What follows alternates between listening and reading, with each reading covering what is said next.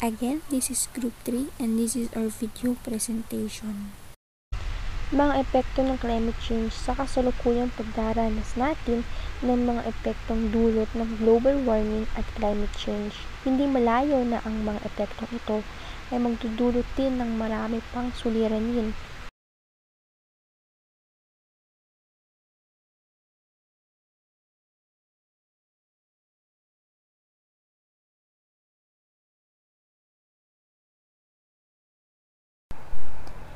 Pagsasakal paniguro sa pagkain, ang karagdagang tindi ng init, pagpapalit ng monson, higit na tuyong lupa at kakulangan sa tubig sanhi ng mas mataas na temperatura ay makakaapekto sa mga alagang hayop at mga pananim na sa pagkalat ng mga damo, insekto at mga sakit ay maaaring magpuunti ng panustos ng pagkain at makadaragdag sa pagtaas ng halaga ng pagkain. Malawakan ang magiging epekto sa production ng palay sanhi ng pagpapalit ng temperatura at pagdating ng ulan. Sa bawat 1% Celsius pagtaas ng temperatura, ang mga pag-ani ng palay ay bababa ng 0.6 tonelada kada ektarya or IRRI.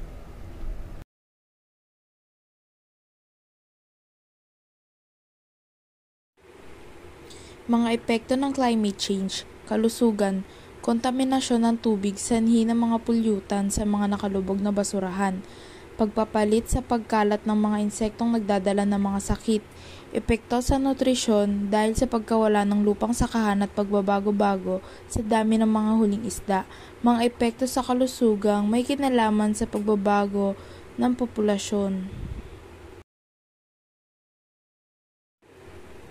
Mga epekto ng climate change. Ang mga ecosystem ang kanlungan ng napakaraming mga species at genetic diversity ng buong mundo. Ang mga halaman at mga hayop ay sensitibo sa pagbabago-bago ng klima, kung kaya't ang pinakamadaling maapektuhan ay ang mga ecosystem sa higit na mataas na bahagi tulad ng tundra forests. Higit na mararamdaman ng polar regions ang epekto ng pag-init kaysa iba.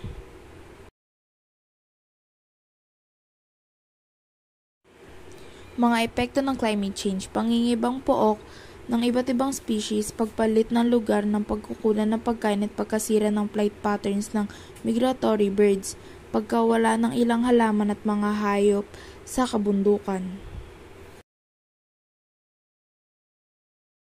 Mga epekto ng climate change, baybayin at ecosystem sa karagatan. Ang climate change ay magpapabago sa ocean circulation at wave patterns na makakaapekto sa biological activity at nutrient availability at marine ecological structure and functions. Ang pagtaas ng level sa karagatan ay magkakaroon ng malaking epekto sa mga baybayin dahil sa pagbaha at pagguho ng lupa at pagpasok ng tubig alat at maaaring maging dahilan ng mga malubhang pangyayari tulad ng high tide at biglang pagbagyo at tsunami na makakaapekto sa pagsasakan ng mga baybayin, turismo, mga mayaman na tubig, tabang, paninirahan ng mga tao, at ng kalusugan. Ang mga corals ay kinikilalang mga tropical na kagubatan at ilalim ng karagatan na binubuhay ng ibang sa tuluyang pag-init ng tubig sa karagatan. Ang mga coral reef ay mawawasak sapagkat ang mga ito ay masyadong sensitibo sa pagbabago ng temperatura ng tubig na siyang nagiging dahilan ng pamamatay ng mga corals. Mga epekto ng climate change, water resources. Ang pagbabago ng klima ay magkakaroon ng impluwensya sa hydrological cycle, changing evaporation, precipitation, at runoff patterns na makakaapekto sa katubigan. Ang paghalo ng tubig alat ay makakapagpababa ng kalamidad at dami ng tustos ng tubig tabang. Narito ating tatalakayin ano nga ba ang mga dapat gawin sa loob ng ating tahanan o komunidad. Reduce waste. Reduce office paper waste by implementing a formal policy to duplicate all draft reports and by making training manuals and personal information available electronically. Improve products designed to use less materials. Redesign packaging to eliminate excess materials while maintaining strength. Work with customers to design and implement a packaging return program. Switch to reusable transport containers. Purchase products in bulk. Reuse corrugated moving boxes internally.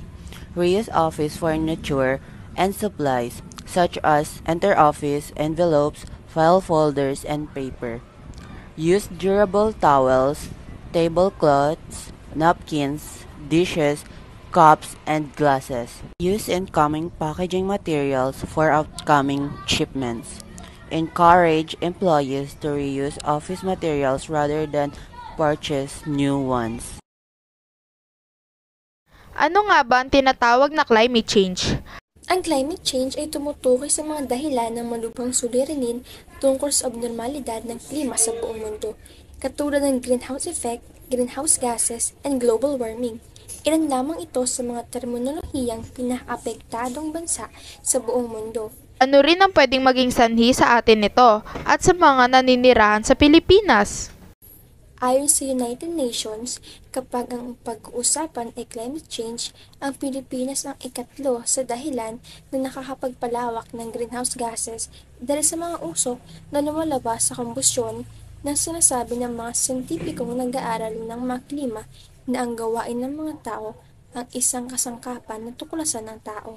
Lumalabis ang pagdami ng carbon dioxide sa atmosfera. Ang carbon ng mga sasakyan, gayon din ang maruming usok na nanggagaling sa mga pabrika at sa iba't iba pang mga daigdig patungo sa kalawakan. Ano naman ang mga magiging epekto ng climate change sa Pilipinas, mamamayan at kapaligiran? Nagdudulot ito ng pagkamatay ng mga korales na pinamamahayan ng mga isda. Naapektuhan nito ang supply ng isda sa karagatan. Dumarating ang panahon na halos unti na ang nahuhuli ng mga mangingisda. Sa ngayon, patuloy na umiinit ang mundo sapagkat hindi pa nagbabago ang gawin ng mga tao. Hanggang kailan natin makakayang tiisin ang sakonang dulot ng kalikasan? Kailan natin binabalak na bawasan ang polusyong nagdudulot ng pakapal na greenhouse gases? Kailan natin maunawaan ng ating mga sarili ang dahilan ng mga perwisyong ating dinaranas? Sana hindi pa huli ang lahat para sa ating pagbabago para sa buong sangkatauhan at para sa nag-iisang mundong ating tirahan, may pahintulot na may akda para sa paglalatala. Ano-ano ang mga simple at epektibong gawain o paraan na dapat mong maipamalas upang makatulong sa paglutas ng suliranin tungkol sa climate change? Bilang mag-aaral, sa halip na maging mas umasa, kailangan nating bawasan kaagad ang ating pag-asa sa fossil fuel at kuryente. Mag-opt para sa eco-friendly ng mga opsyon, tulad ng solar energy. Ugaling mag-recycle at muling gamitin, huwag itapon ang mga bagay, sa halip ay matutong gamitin muli ang mga ito ng maayos.